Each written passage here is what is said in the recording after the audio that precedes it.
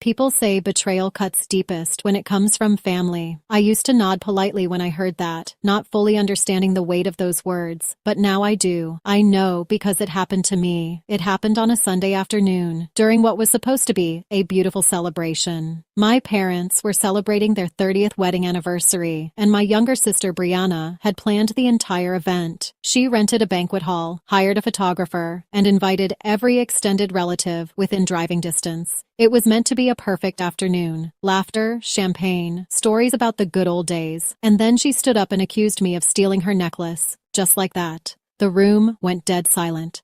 I was holding a flute of sparkling cider when she cleared her throat, raised her voice, and said, "Before we all toast, I need to say something really uncomfortable. Julia took my necklace, the silver one with the emerald drop. It's gone. I found it in her drawer." The words floated for a second, just long enough to confuse everyone. Then they landed. People gasped. Forks paused mid-air. My uncle looked at me like I'd grown horns. Someone whispered, "Did she really say Julia?" And my mother's eyes, once sparkling with joy, clouded over with disbelief. It wasn't just any necklace. It had belonged to our late grandmother. Brianna claimed it was worth $3,500. But it wasn't about the money. It was sentimental, symbolic, what she called her legacy piece. And now she was telling an entire room of people that I had stolen it. I opened my mouth to speak, but I couldn't. It wasn't that I didn't know what to say. It was that I couldn't believe she was really doing it. I stood there, blinking, stunned, and no one came to my defense. Not my father, not my mother, not even my cousins, who had grown up beside me like siblings. Everyone just, "Masa korchai, dakre malds." And then my dad said the words I'll never forget. "If you did this, Julia, if you really did this, we can't have you here." That was it. No trial, no chance to speak, no benefit of the doubt. They asked me to leave. I didn't even have my coat. My purse was still at the gift table. Someone awkwardly handed me my bag. My father couldn't look me in the eye. My mother held onto Brianna's hand like she was the one who had just been attacked. And I walked out, alone. They didn't know it yet, but when I walked out that day, I took more than just my dignity with me. I took their stability, their bills, their comfort. Because what no one in that room knew, not my parents, not my sister, not the dozens of people sipping champagne and watching it unfold, was that for the past 3 years, I had been quietly paying for almost everything. The house, the utilities, Brianna's private college tuition, my parents' health insurance, their car note, their groceries. I had covered it all, month after month, because I believed in holding my family together, no matter the cost to me. But that cost had just come due, and they were about to find out what life really looked like without me. Because when you throw away the foundation, you can't complain when the roof caves in. And this accusation, this humiliation, was my breaking point. My name is Julia Mendez. I am 30 years old. I work as a senior financial analyst for a mid-sized tech firm in Charlotte, North Carolina. I'm not flashy. I don't wear designer heels or post curated brunch photos online, but I am meticulous, organized, and fiercely responsible. Sometimes to a fault. I wasn't always this put together. Growing up, I was the quiet older sister, the one who followed the rules, helped with dishes, and got good grades without being told. While Brianna was twirling through dance classes and throwing teenage tantrums, I was balancing a part-time job and helping mom budget the grocery list. Dad used to joke that I was born 40. At the time, I thought it was a compliment. Responsibility became my identity. I didn't question it. I leaned into it. When our dad lost his job during my final year of college, I quietly took out an extra loan so Brianna's tuition wouldn't fall behind. I didn't tell her. I didn't need to. That's what you do for family, right? You fill in the gaps. You carry the load when others can't or won't. After graduating, I landed my first real job in finance. Nothing glamorous, just spreadsheets and long hours.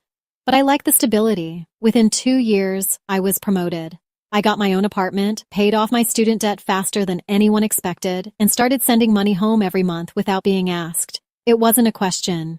My parents were struggling, and I could help. So I did. At first, it was little things. I paid the electric bill 1 month when the notice came late, then the water bill, then the mortgage, after a series of unexpected medical expenses hit. I started covering the insurance premiums too, after Dad's Cobra plan expired. I never expected recognition. I never asked for thanks. I just wanted to be useful. And maybe, if I'm honest, I wanted to be needed. That need, my need to be essential, kept me tied to a family that had long stopped seeing me as a person. I was a service, a support beam, a standing ATM with a polite smile, and I played the part, believing it made me strong, that it made me good. But underneath the quiet competence, something else was building. Resentment, exhaustion. A question I didn't want to answer. If I stopped helping, would they even miss me? Or just miss what I gave them? And then there was Brianna. She was always the star, the pretty one, the funny one, the one who lit up a room. She had a way of making you feel like the center of her universe, until she didn't need you anymore. Our parents doted on her, even when she acted out, even when she coasted through school with mediocre grades and dramatic outbursts. I didn't mind, not at first. I thought it was just our dynamic, but as we got older, the pattern didn't change. She borrowed my car without asking. She once used my credit card for a shopping spree by accident, and every time I brought it up, I was told not to make waves. "She's your sister," Mom would say. "You're the older one. Be patient." So I was. I swallowed my anger, smiled through my disappointment, and kept sending tuition payments directly to her college bursar office every semester. I watched her post vacation selfies from beaches I couldn't afford to visit. I watched her thank our parents for supporting her dreams while tagging Shots Grateful on Instagram. And still, I paid, because that's who I was, until the necklace. Until she stood in that banquet hall in front of 100 people and painted me as a thief. That day, something inside me shifted. It wasn't just the accusation, it was the ease with which they believed her, the speed at which I was discarded, the silence of the people who should have known better. For the first time in my life, I saw the truth. They didn't know me. Not really. They only knew the version of me that served them. And that version of me, she was done. The accusation didn't come in private. There wasn't a quiet conversation, a discreet question, or even a tense whisper in the hallway. No, Brianna waited until every guest was seated, until the photographer was snapping candids, and the waitstaff was pouring champagne. She waited until all eyes were on her, and then she dropped the bomb. She stood up, her voice calm, her expression smooth like she was reading a toast. "Before we raise our glasses," she said, "I need to bring something serious to everyone's attention." People turned to look at her. I thought she was going to make some emotional speech about our parents. She had that kind of dramatic flair, loved making moments about her. I even smiled, expecting a joke or some tearful thank you, but then she looked at me, dead in the eye. "My grandmother's necklace, the silver one with the emerald pendant, it went missing a few weeks ago," she said. Her voice didn't shake. I didn't want to believe it, but yesterday I found it in Julia's drawer. There was a moment of absolute stillness. Then murmurs. Eyes turned toward me. Conversations froze. A fork clinked against a plate. Someone actually gasped. I blinked. "What?" She didn't flinch. "You took it, Julia. I'm sorry, but I had to say something." No, I didn't," I said, my voice cracking from the sheer absurdity of it. "Why would I do that?" "I don't know," she shrugged. "But I found it in your drawer." The drawer she was referring to was in the hallway guest room, my old bedroom before I moved into my apartment. I hadn't used that room in over a year. I stayed there once, for a night, during a bad storm last winter. That was it. My brain scrambled. Why would she say this? Why now? And then it clicked. She planted it. She must have. But I couldn't prove it, and it didn't matter anyway, because the damage was already done. My mother was shaking her head like she had expected this. My father's face went stone cold, and in that moment, the decades of loyalty, support, bills paid, quiet sacrifices, it all vanished like smoke. "You need to leave," my father said. Not loud, not angry, just cold. I stared at him, waiting for him to take it back, waiting for my mother to step in, waiting for someone, anyone, to say, "This doesn't make sense. Julia wouldn't do this." But no one did. Brianna looked satisfied. Her arm was around our mother's shoulder. She avoided my eyes. I don't remember grabbing my purse. I don't remember walking down the hall or past the catering staff who had paused mid-cleanup to watch the drama unfold. I remember my heels clicking against the tile. I remember someone whispering, "What a shame." And I remember thinking, I'm not the one who should be ashamed. Outside, the air was heavy and hot. A thundercloud was building in the distance. I walked to my car, hands shaking so hard I dropped the keys twice. I sat in the driver's seat, closed the door, and stared at the steering wheel, and I felt nothing. No tears, no rage, just nothing. It was like the part of me that had tried so hard for so long had finally snapped. Not with a scream, not with a slam, just with a quiet, internal exhale, like a dam giving way. They had kicked me out. Me, the one who kept the lights on, the one who paid for everything, the one who had never once asked for anything in return. I didn't know what would happen next, but I knew this. I was done playing the part they had written for me. And if they thought I was going to keep funding their lives after this, they were about to learn the hard way what it really costs to betray the person holding up your house. I didn't go back to my apartment that night. I couldn't. My hands were still shaking. My throat felt like it had closed up. I wasn't even sure I could drive. So I called Monica, my oldest friend, the kind of friend who shows up when the whole world burns down and helps you sweep the ashes into something that resembles a new beginning. She didn't ask questions, just told me to come over. I stayed in her guest room that night, curled up in a ball on top of the covers, still in the dress I wore to Brianna's brunch. I stared at the ceiling until the sun came up. That next morning, I sat at her kitchen counter in silence while she made coffee. I still hadn't cried. I couldn't explain it. I was past the stage of being hurt. I was somewhere else now. Something deeper. Colder. A quiet awareness that something fundamental had snapped inside me, and I had no intention of fixing it. "They really think you stole it?" she asked gently. "They don't even care if it's true," I answered. "They just needed someone to blame." I opened my laptop while sipping burnt coffee and started going through my monthly expense tracker. I had kept immaculate records, part of my job, part of who I was. Every bill, every transfer, every automatic payment, all of it. Mortgage, auto-paid from my checking account on the 5th. Utilities, paid through my online banking portal. Lena's tuition, direct payments scheduled through her university's billing system. Groceries, recurring deliveries billed to my card. Insurance premiums, quarterly transfer, just processed last week. And the total? $3,387 last month alone. I was paying nearly $40,000 a year to support a household that had just thrown me out without hesitation. A household that didn't ask questions, that didn't think twice before believing I'd steal a necklace I could have bought 10 times over. So I opened each tab, one by one, and started shutting them down. Mortgage, canceled the automatic payment. Utilities, disconnected the saved account information. Tuition, removed my bank info from the university portal. Insurance, blocked the transfer. Then I called the bank and closed the card I'd used to pay for family expenses. The one Brianna occasionally borrowed for emergencies that somehow always meant concert tickets or makeup hauls. I didn't leave a note, didn't send a message, didn't call to explain. They didn't deserve it. Let them figure it out when the lights go out, when the water gets shut off, when tuition doesn't post, when the reality sets in that the invisible daughter was the one keeping everything from falling apart. I remember clicking confirm cancellation on the last utility bill and feeling a strange sensation, like oxygen slowly filling a room I hadn't realized I was suffocating in. Monica watched me from across the counter. "You sure you want to do this?" she asked. I looked up and said, "They left me out in the cold. I'm just giving them the same energy." And it wasn't revenge. It was clarity. For years, I had equated love with service. If I just did enough, gave enough, kept things running smoothly, then I would be seen. I would be valued. I would be loved. But love that hinges on what you can give isn't love. It's dependency. It's convenience. It's exploitation. And I was done mistaking those things for family. That night, I slept better than I had in years.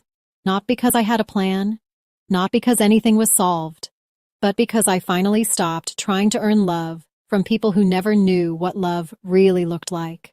The silence didn't last long. At first, I thought maybe they wouldn't even notice, that they'd keep floating along in their perfect little illusion, assuming the money would keep flowing like always, that maybe I'd become a ghost to them, out of sight, out of mind. But they noticed. And when they did, it came fast, messy, and loud. Exactly 6 days after I cut the payments, I got the first text. Unknown number, no hello, no introduction, just, "Did you cancel the electricity? The lights are out. The internet's gone. Lena has classes. Fix this." No punctuation, no question mark. Just demands. No acknowledgement of what they'd done. No apology. Not even a pretense of concern for my well-being. Just the assumption that I was still on the hook. Still available to patch things up, to clean the mess, to be the fixer. I didn't reply.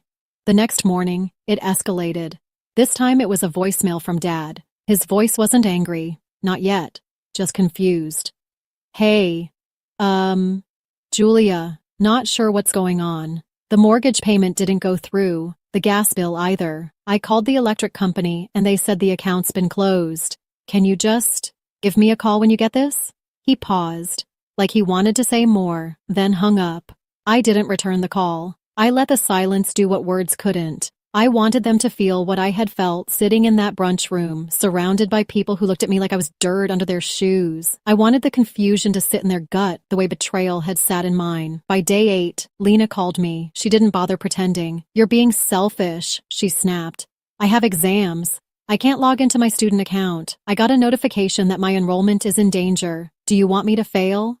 I stared at the screen, not even bothering to pick up. I played the voicemail twice, and then I deleted it.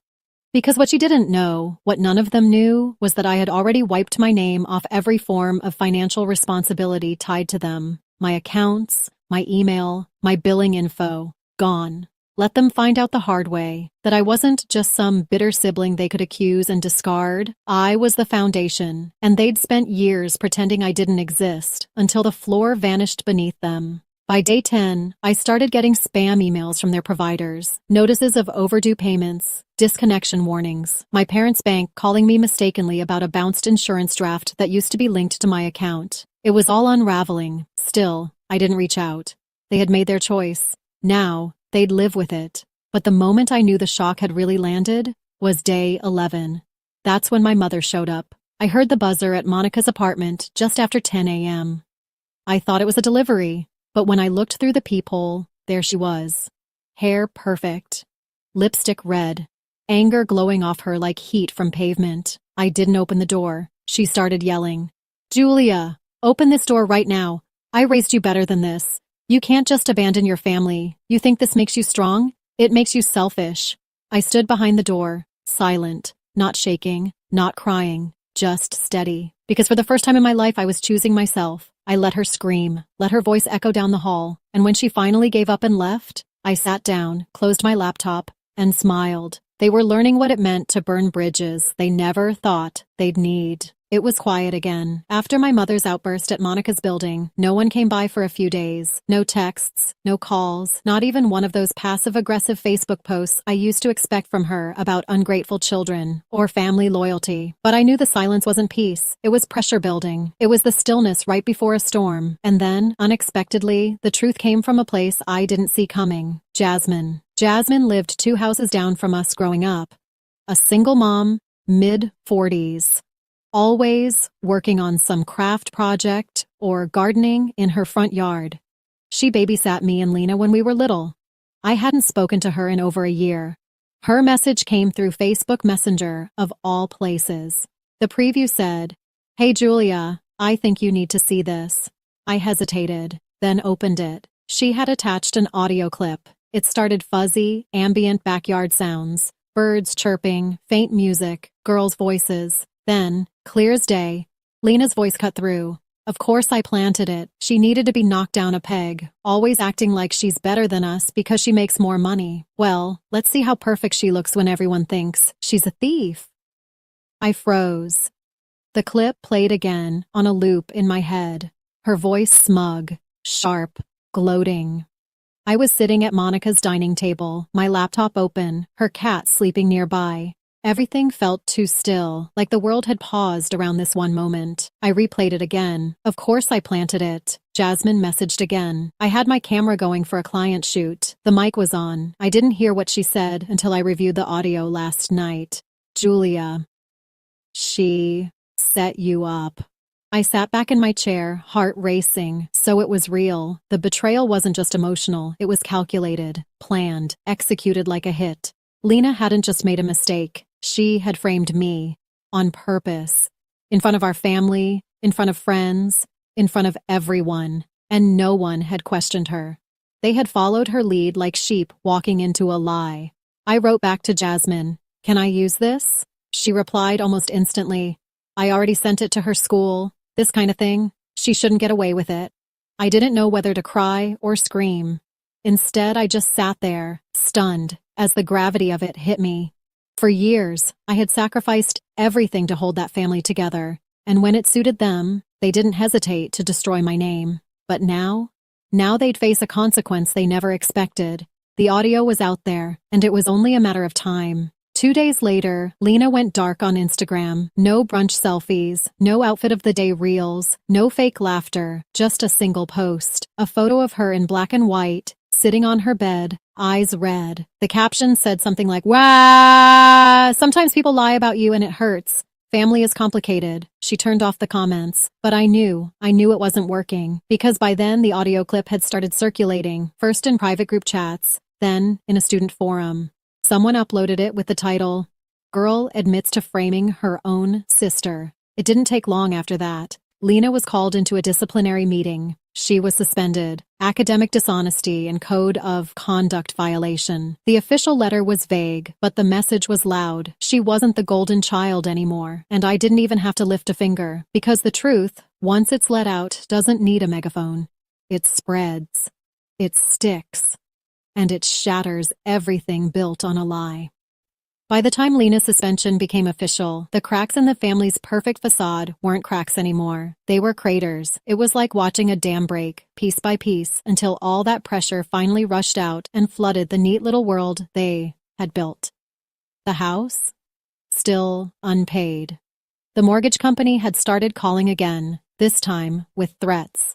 Final notices, legal steps. The electricity had already been cut once. The gas was next. Even their water bill was past due. They tried to blame it on bank glitches, but there were no glitches. I was the glitch. Their broken system had depended entirely on me, quiet, invisible Julia, the one who handled the bills without being asked, who just took care of things, who made life easy for them, so they never had to ask why the fridge was full or how the mortgage got paid. Now, they were scrambling. I got an email from the electric company, an automated message notifying me that the final balance on the closed account had been sent to collections. I smiled. They'd have to open a new account now, under their names, with no credit history, no guarantee, just consequences. And Lena, her Instagram fame? Gone. Once the audio made its way to the right student groups, people stopped defending her. The comments that used to be full of gorgeous queen and living the dream became silent. Her stories stopped, her grid went blank, and she moved back home. Quietly, without the announcement or fanfare. I know this because Monica's cousin works at the local university's admin office. Word spread fast after Lena's suspension. It wasn't just about me anymore. Turns out she'd had a record. Late assignments, attitude complaints, even a flagged case for plagiarism from the semester before. They'd overlooked it the first time. This time, they didn't. It wasn't just a lie. It was a pattern. Mom tried to keep up appearances, but you could see it cracking through her carefully filtered life. Her Facebook slowly transformed. No more group family photos. No more humble brags about Lena's latest scholarship or Dad's quiet strength. Just cryptic quotes like, "Family is who shows up for you when things get hard. Sometimes the ones we love the most hurt us the deepest." Translation: the world was finally seeing what I had lived through my entire life. And Dad? He didn't call. Not once, but I got an email. Subject line, "About the house." No greeting, no apology, just a request. "If you're still monitoring the mortgage account, please let me know if there's an issue. We received notice of potential foreclosure. Hoping this is just a misunderstanding." I read it twice, then closed the tab. Because it wasn't a misunderstanding. It was math. It was subtraction. And they were finally living with the result of what they'd done, what they'd taken, and what they'd lost. They hadn't just lost financial stability.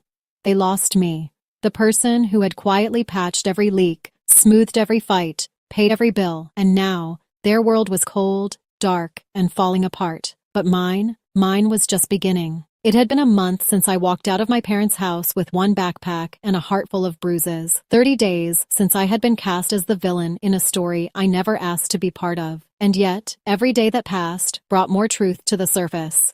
The next truth came in the form of a phone call from someone I hadn't heard from in years. "Julia, it's Aunt Rachel." Her voice was calm, careful, like she wasn't sure if I'd hang up. I hadn't seen or spoken to her since I was 16. Back then, I'd been told she was unstable, dramatic, jealous of the family. But now, I wasn't so sure. I saw something about your sister online, she continued. It brought up some old memories. I think it's time you knew the whole truth. I hesitated, then sat down. She told me about my grandmother, Dad's mother, a strong woman, sharp, principled, the kind who'd smile with her eyes and tell you exactly what she thought, even when it hurt.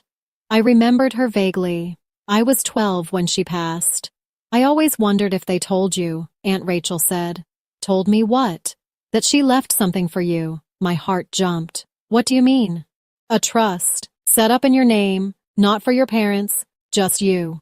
I froze. After she passed, Aunt Rachel continued, your parents told the lawyer they'd manage it until you were ready. He assumed it was legitimate, until I saw him recently, and he asked how you were enjoying the fund. When I told him you didn't know about it, he looked horrified. My hands trembled. How much? I whispered. She paused. About $47,000 when she passed, with interest, over $70,000 now.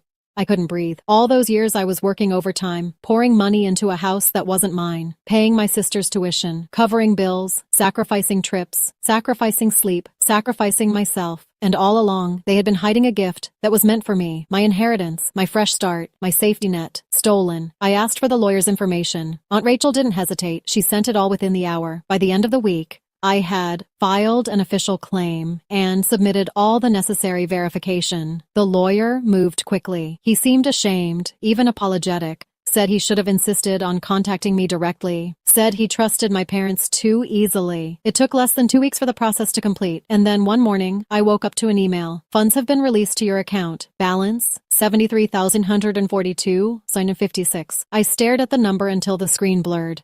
It wasn't just money. It was justice. It was the part of me they had tried to keep buried, and now I finally had it back. That night, I didn't sleep much. I walked circles around my small apartment, replaying every sacrifice, every dismissed achievement, every time they made me feel like I didn't belong. But now, I was done, waiting for permission. They hadn't just underestimated me. They had built their kingdom on my silence, and I had just found the key they'd hidden to keep me there. I wasn't going back. I was going forward, and I knew exactly where to start.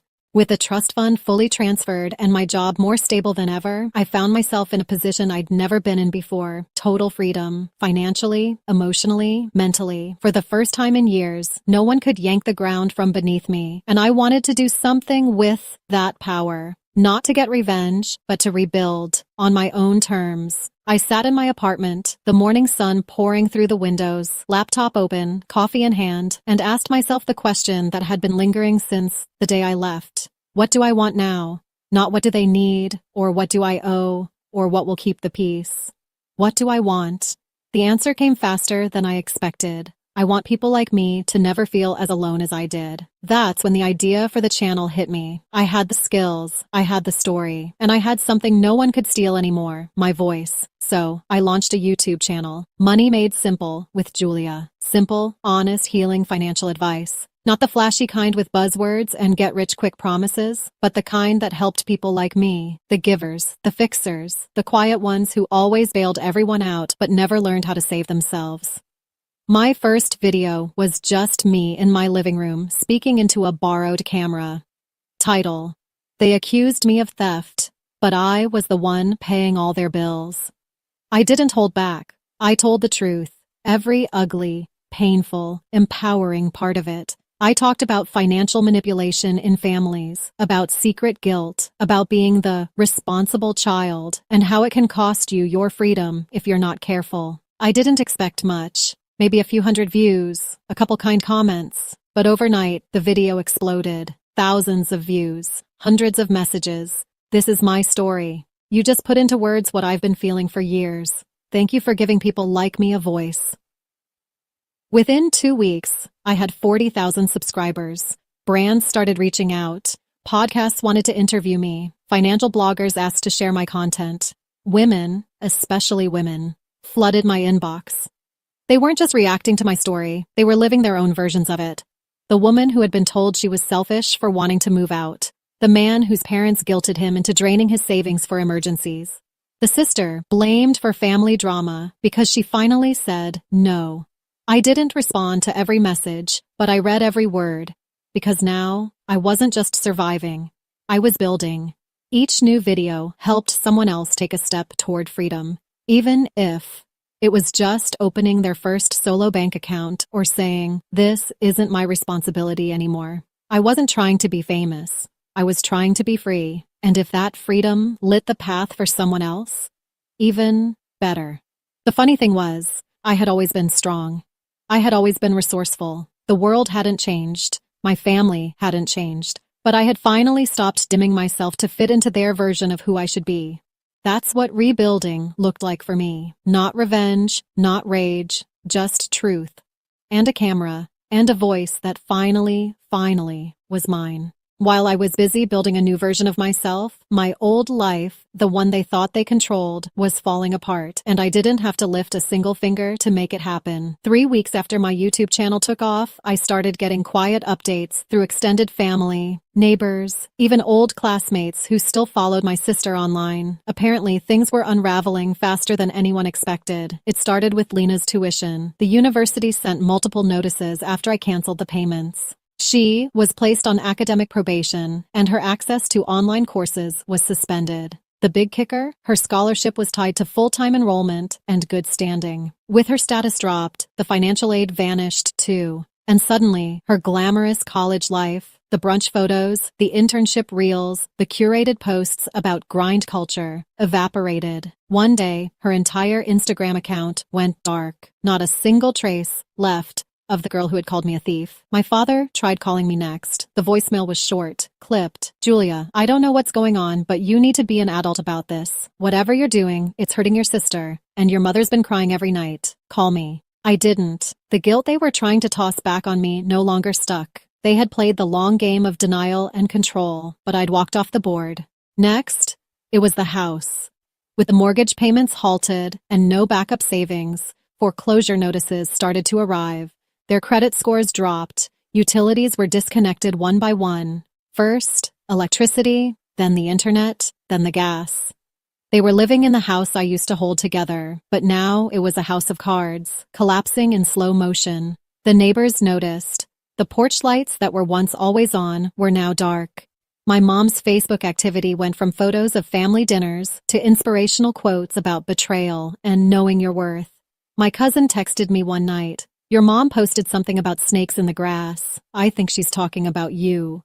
I almost laughed. Let them talk.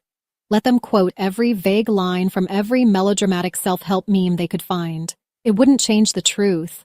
I had stepped away, and everything they built on top of me had crumbled without my foundation. And here's the irony they never saw coming. I had never wanted to punish them. I never wanted them to suffer. I just wanted space, distance, a chance to live a life that wasn't defined by who they thought I was or what I owed them. But sometimes, when you stop protecting the people who've been taking you for granted, their reality shatters, and they don't know how to rebuild without someone else carrying the weight. One day, I got a call from Mia, my best friend, and the person who had given me shelter during the storm. "You're not going to believe this," she said. "Your mom just tried to start a GoFundMe for the mortgage. And guess what she titled it? Family Betrayal Left Us Homeless." I blinked. "You're joking." "I wish I were." She wrote, "After a tragic misunderstanding, our daughter turned her back on us." Mia paused. "Julia, they're still trying to control the narrative." I nodded, slowly. "They can try," I said. "But the truth has legs now, and it's not limping anymore."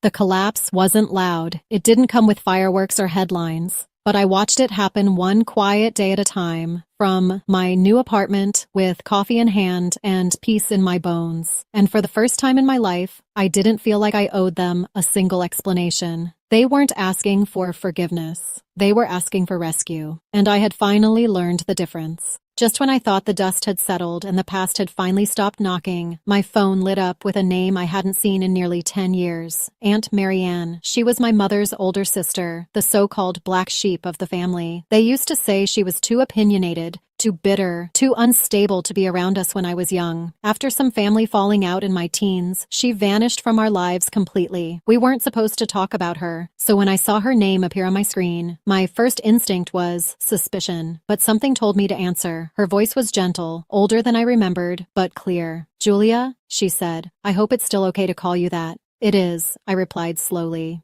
There was a pause. Then, with a breath like she was about to open a box she'd kept locked away for years, she said, "I saw your story, online, the one about the necklace, the payments, everything." My heart tightened. She wasn't the first extended relative to say something quietly. Some sent DMs, others left vague comments, but this sounded different. "I know your parents," she continued, "and I know how they work. They've always been very good at rewriting history, but I also know what they've kept hidden from you." That made me sit up straighter. She told me that years ago, when I was still a child, my grandmother had left behind a small education trust in my name.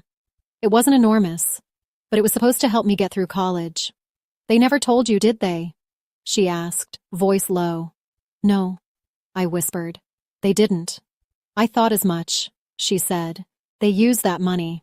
I confronted your father about it once. He said it was used for the good of the family. I knew that was a lie. But your mother made sure I was painted as the crazy one for bringing it up." I didn't speak for a long moment. It felt like someone had reached into the past and turned on a light in a dark room I thought I'd already left. So many things clicked. All the times my parents said they couldn't afford school trips, all the scholarships I had to apply for, all the double shifts I took while getting my degree, when they had a cushion, my grandmother's last gift to me, gone, silently. "Aunt Marianne," I said, my voice shaking, "why are you telling me this now?" She didn't answer right away. Then she said, "Because I saw myself in your story. I tried to break free once too, but I didn't have a way out like you do now. I let their silence define me. I let them erase me, and I can't watch them do that to you." A wave, of something I hadn't expected, gratitude, rose in my chest. Not because she could give the money back, but because, for the first time, someone else in my family told the truth. Not to save face, not to control the story, but simply because it needed to be said. We talked for another hour, about the lies, the little betrayals, the quiet punishments that don't leave bruises but leave scars just the same. Before we hung up, she said, "You're not crazy. You're not ungrateful. You're just awake." I stared at the wall for a long time after the call ended, absorbing her words like medicine. I had spent years thinking I was the problem, that if I had just worked harder, kept quieter, been a little more forgiving, I could have kept the family together. But now I saw the truth. I was never holding the family together. I was the only one not tearing it apart, and they resented me for it. After my call with Aunt Marianne, something inside me shifted. It wasn't rage. It wasn't sadness either. It was clarity. That kind of clarity you only get after walking through fire and realizing your skin is still intact. The kind that doesn't scream. It just settles into your bones, like quiet confidence. I didn't reach out to my parents. I didn't confront them with the trust fund truth. Didn't ask for an apology, because I knew, now more than ever, that they would never give one. Not a real one. Not the kind that comes with accountability and changed behavior. And I didn't need it anymore. They had stolen from me. Money, yes. But also, years of peace, potential, and belief in myself. I couldn't get those back. But I could make damn sure I never gave them anything else they hadn't earned. So I did what they never expected. I started building. Not out of spite. Not as a revenge arc, but because it was finally, completely, solely for me. I moved into a small but beautiful apartment with clean white walls, wide windows, and soft light. I bought my first real dining table. I filled it with plants and books and things no one would criticize or call a waste of space. I kept posting on YouTube, sharing more of my story, not just the betrayal, but the lessons. How to spot financial manipulation, how to protect your earnings from family control, how to walk away without guilt.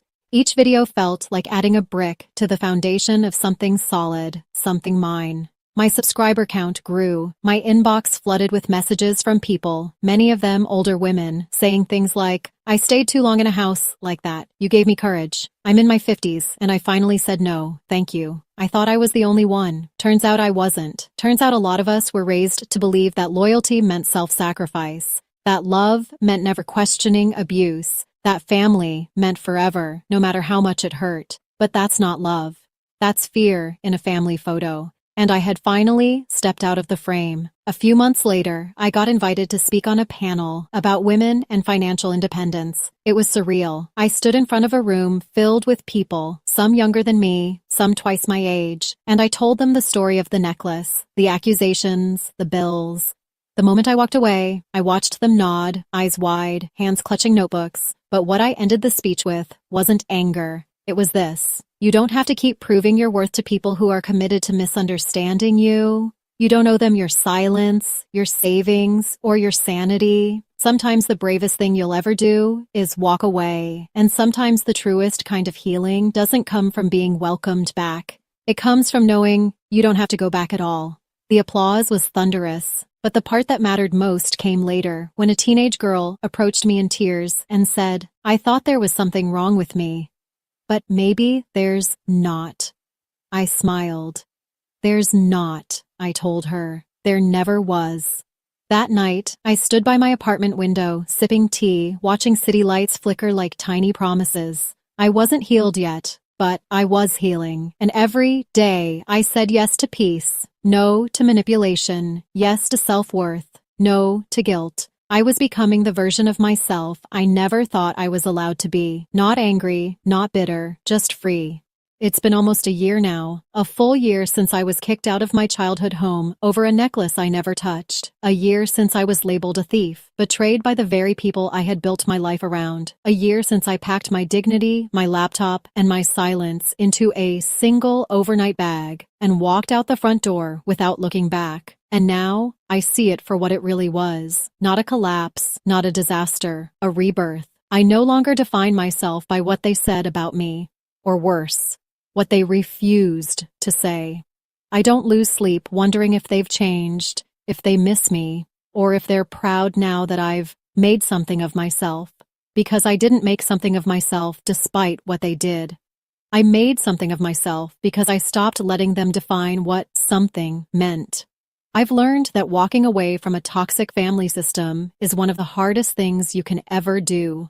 Not just because of the emotional ties, but because of the stories we were told about what family is supposed to be. Family is everything. Family is unconditional. Family means forgive, forget, and keep quiet. But the truth is, real family doesn't weaponize your silence. It doesn't punish your independence. And it doesn't exile you for growing into someone they can't control. If you're still reading or listening and you've ever felt like the invisible one, the one holding it all together while being told you're the problem, the one who's always too sensitive, too proud, too much, then I need you to hear me clearly. You are not the problem. You were just born into the wrong script, and you have every right to rewrite it. Since starting my YouTube channel, I've received thousands of messages, some from people in the same shoes, some from people who wish they had left sooner, some from parents who finally understood what their children had been trying to say for years. But the message that stays with me most came from a woman in her 60s. She wrote, "I stayed quiet for 40 years. Thank you for reminding me it's not too late to speak." And that's the heart of it, isn't it? This story, my story, it was never really about a necklace. It was about a power structure, about silence and guilt and expectation, about a woman finally standing up and saying, enough. There were no grand apologies, no emotional reunions over coffee, no slow-motion hugs in the rain. Life isn't a movie, but there was growth, there was peace, and most importantly, there was truth, spoken, heard, and finally allowed to live out loud. My parents still haven't apologized. My sister never did either, but their absence no longer echoes inside me the way it used to. Now, when I walk into a room, I carry my own name, my own light, not looking for anyone to clap, to approve, or to validate. I already did that for myself. This was never about revenge, it was about release. So if you've been waiting for someone to give you permission to leave the pain behind, to stop holding everything together while breaking apart inside, this is it. This is your permission. You can walk away. You can rebuild. You can become someone whole, not because they finally see you, but because you finally see yourself. That's what I did, and I'm never going back.